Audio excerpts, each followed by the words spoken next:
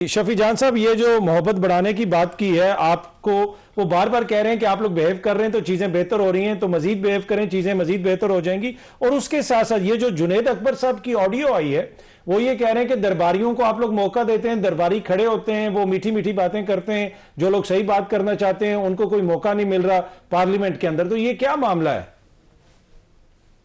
देखिए अतर साहब, जहां तक मोहब्बत बढ़ाने की बात है तो इससे और क्या हम ज्यादा मोहब्बत बढ़ाएं कि इनका लीडर अमीर मुकाम 8 फरवरी को जहां पे शटर डाउन पर जाम हड़ताल थी, वहां पे इनको हमने जलसा करने दिया, वहां पे कोई रोक टोक नहीं हुई, वहां पे इनकी किसी वर्कर को नहीं उठाया गया, ना कोई लाठी चार्ज हुआ, ना कोई एफआईआर हुआ, ना ही जलसा गाह जो इनका एक छोटा सा कन्वेंशन था उसके बाहर कोई प्रिजन वैन खड़ी थी। तो इससे ज्यादा और हम क्या मोहब्बत बढ़ाएं? अब लोग तो हम ला नहीं सकते क्योंकि इनके पास तो लोग हैं नहीं, वो तो हम कर नहीं सकते। बाकी तो हर चीज की फैसिलिटी हमने इनको दे दी है। और बात इन्होंने कहा कि जी एक मैंने जीत जाता था, दूसरा उनके घर जाके मुबारकबाद देता था और सो जाता था, लेकिन इस बार इलेक्शन में तो लोग घरों में जाके सो गए और सुबह उठे हैं तो वो जीत गए हैं। तो इस पे भी थोड़ी रोशनी डाले। ये इनके हरकत और सकनात कुछ ऐसे हैं कि ये खुद मशकूक हैं। जहां तक जुनैद अकबर खान साहब की बात है तो पाकिस्तान तहरीक इंसाफ जो है सबसे बड़ी पॉलिटिकल पार्टी है, सबसे बड़ी पॉलिटिकल। शफी जान साहब, वो शफी जान उज़ैफर रहमान कह रहे हैं कि ये मुकद्दर की बात है, हाथ की लकीरें मजबूत हैं, हार के भी जीत के। ये उज़ैफा साहब ने कहा।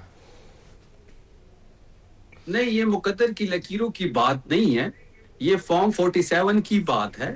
ये जस्टिस फाइज ईसा की कोर्ट की फैज़याबी मेरी जान, फॉर्म 47 में मुकद्दर में था ना, हाथ में लकीर थी पड़ी। नहीं, कुछ तो बंदे में शर्म होती है उज़ैफा साहब, इस तरह बेशर्मी के साथ आप अपने लोगों को फॉर्म 47 की। मैं लाइटर नोट पे बात कर रहा हूं, मैं तो लाइटर नोट पे आपकी बात का जवाब दे रहा हूं। मुकद्दर की लकीरों के साथ मंसूब कर रहे हैं तो आपको थोड़ी सी शर्म आनी चाहिए।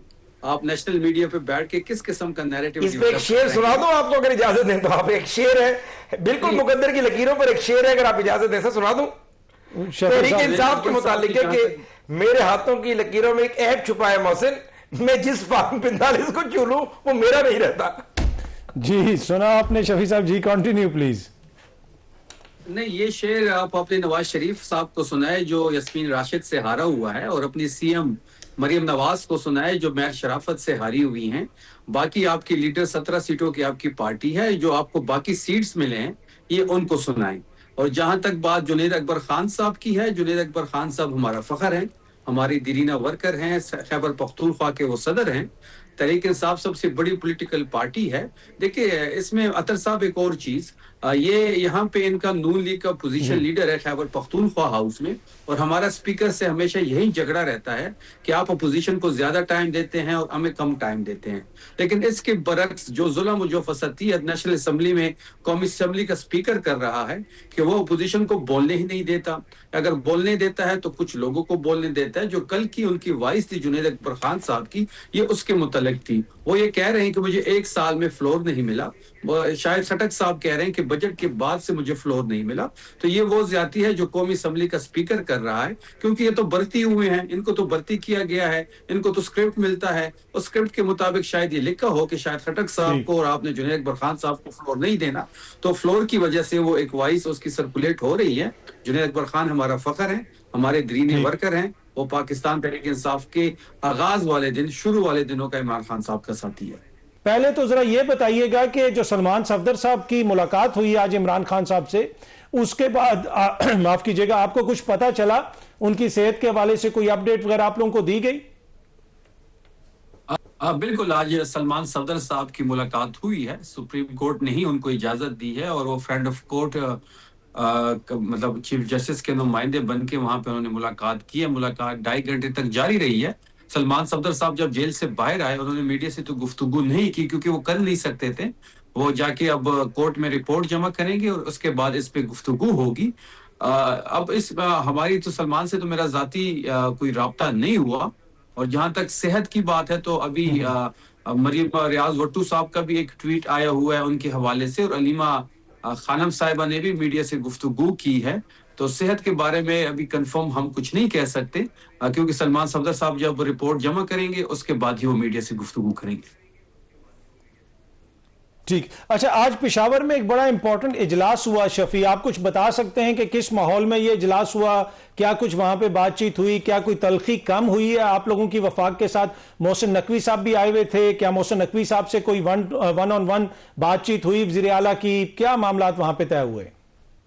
آج ایک اعلیٰ سطحی اجلاس ہوا ہے امن و امان کے حوالے سے پشاور میں, جس میں وزیر اعلیٰ سہیل آفریدی صاحب نے بھی شرکت کی, وزیر داخلہ صاحب بھی موجود تھے, اس کے ساتھ ساتھ سول اور عسکری حکام بھی بڑی تعداد میں موجود تھے. تمام تر چیزوں کو بڑے کھلے انداز میں وہاں پہ رکھا گیا. سہیل آفریدی صاحب کی ایک بہت بڑی خوبی ہے کہ وہ جو باہر ان کی اسٹریٹجی ہے یا ان کی باہر جو سٹانس ہے, وہی سٹانس ان کا بند کمروں میں بھی ہوتا ہے. صوبے کے امن و امان کے حوالے سے بریفنگ دی گئی, اس کے بعد مزمل صاحب نے بریفنگ دی جو اکنامک کنڈیشن ہے صوبے کے اس کے حوالے سے, اور جو ہمارا ایک واجب الادا رقوم ہے وفاق کے حوالے سے اس پہ بات ہوئی.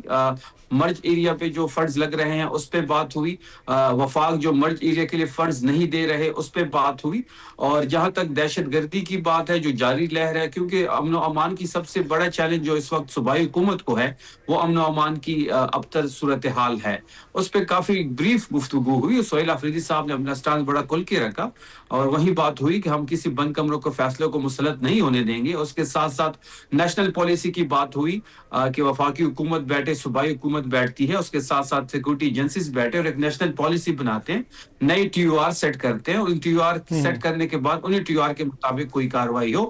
اس کے ساتھ ساتھ سب سے بڑی ڈیولپمنٹ جو ہوئی وہ مالاکنڈ ڈویژن کے حوالے سے ہوئی, کیونکہ وہاں پہ اب صورتحال بہتر ہے, ابھی ذمہ داریاں جو پاک فوج کے پاس تھی وہ سول ایڈمنسٹریشن کو کنورٹ کر دی جائے گی. اور اس کے ساتھ ساتھ اس بات میں بھی اتفاق ہوا کہ متاثرہ علاقوں میں جہاں امن و امان کی صورتحال بہتر ہوگی وہاں پہ پاک فوج جو ہے وہ اپنی ذمہ داریاں جو ہے وہ سول ایڈمنسٹریشن کو پاس آن کرے گی.